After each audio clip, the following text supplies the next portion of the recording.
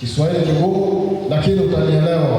Unaweza kukaa pamoja, lakini tusiwe pamoja. Nini maana yake? Tunaweza kuketi kama tulivyoketi kanisa, lakini kila mmoja ana wazo lake, si ndio hivyo? Tunaweza kuwa ndani ya kwaya tunamwimbia Mungu, lakini kila mwimbaji ana wazo lake. Huo sio kukaa pamoja kwa umoja. Tunapokaa pamoja na kwa umoja, ni kwamba vile vitu ambavyo tumekusudia tuna nia moja. Kila kitu ambacho tunakitenda katika ushirikiano, katika upendo. Kwa wale watu ambao ni wakulima wanaotumia plau la ng'ombe zinafungiwa aidha 4, 6 na kuendelea, kwa wale wakulima. Sasa unaweza kukuta kwamba ng'ombe mmoja anapotegea kuvuta ile plau, ni kwamba hilo jembe haliendi, kwa sababu ile nguvu ambayo angeiweka imepungua. Lakini atakayeadhibiwa ni yule ng'ombe wa mbele. Si ndio hivyo wakulima wanapata hiyo? Unampiga vijeredi kwamba twende, kumbe kisababishi chake ni huyu ng'ombe wa nyuma ambaye hatendi kazi sawa sawa.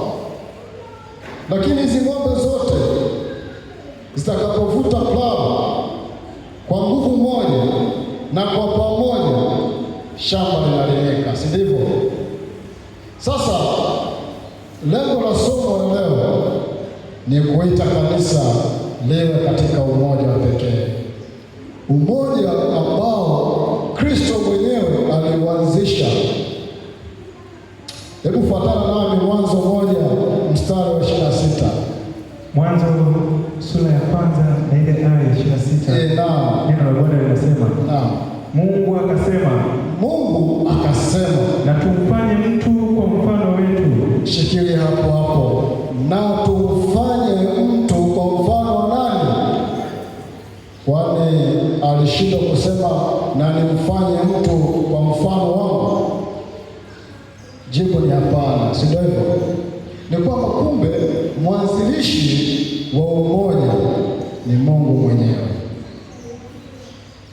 Kwa hiyo umoja unapotoweka, ni kwamba hata makusudio yaliyokusudiwa kwa ajili ya jambo fulani yanatoweka.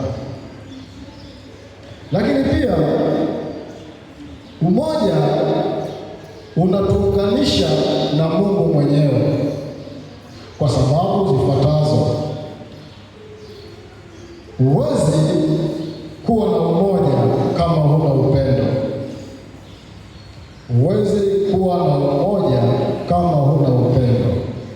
Kwa sababu ipi? Hatuwezi kukaa pamoja tukajadili wazo, tukaweka mipango sawa kama hatuna upendo. Ninawashukuru sana kwa sababu tumekaa pamoja kwa sababu tuna upendo. Mwenyezi Mungu awabariki kwa hilo. Lakini pia umoja tunaozungumzia hapa, hatuwezi kuwa na umoja kama hatusameheani. Umoja unajengwa na misingi mikuu mitatu. Ya kwanza nimeelezea upendo, ni kwa namna ambavyo tunapendana. Namba 2, kusameheana. Sisi tu wanadamu, na msamaha ulianzishwa na Mungu. Ndio maana nasema deni limelipwa kwa kifo cha nani? Unadhani bila msamaha wa dhambi tungekuwa hai hapa?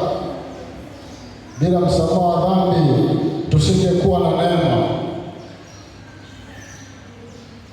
Kwa hiyo ili tuwe na umoja ndani ya kanisa, Ni lazima tukubali kusameheana.